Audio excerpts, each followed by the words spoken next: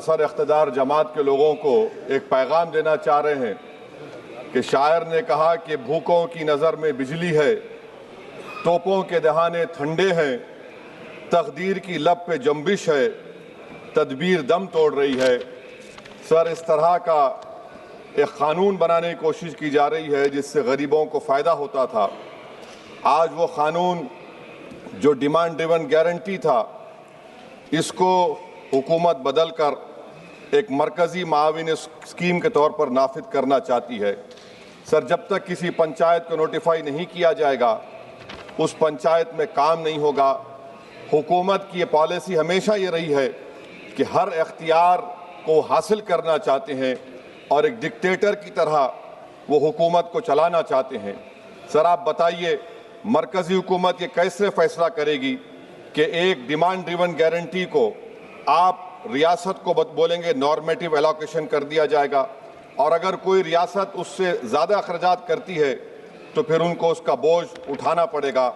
मुतालिबा पर मबनी गारंटी को एक सप्लाई डिमांड प्रोग्राम पर तब्दील किया जा रहा है।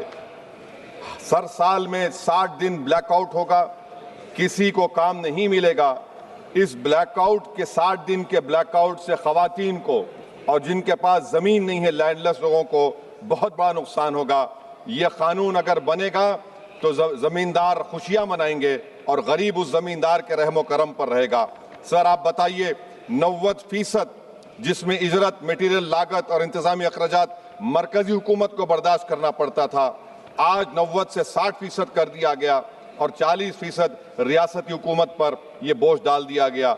मकसद एक ही है कि उस कानून को कत्ल कर दिया जाए, ख़त्म कर दिया जाए।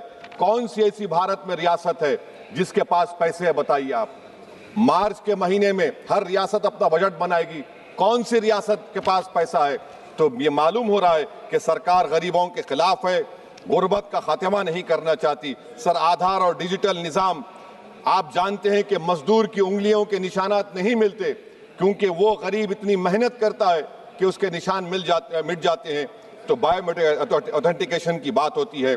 सर जुलाई 2025 में NSS की रिपोर्ट है कि बायोमेट्रिक से नुकसान हो रहा है।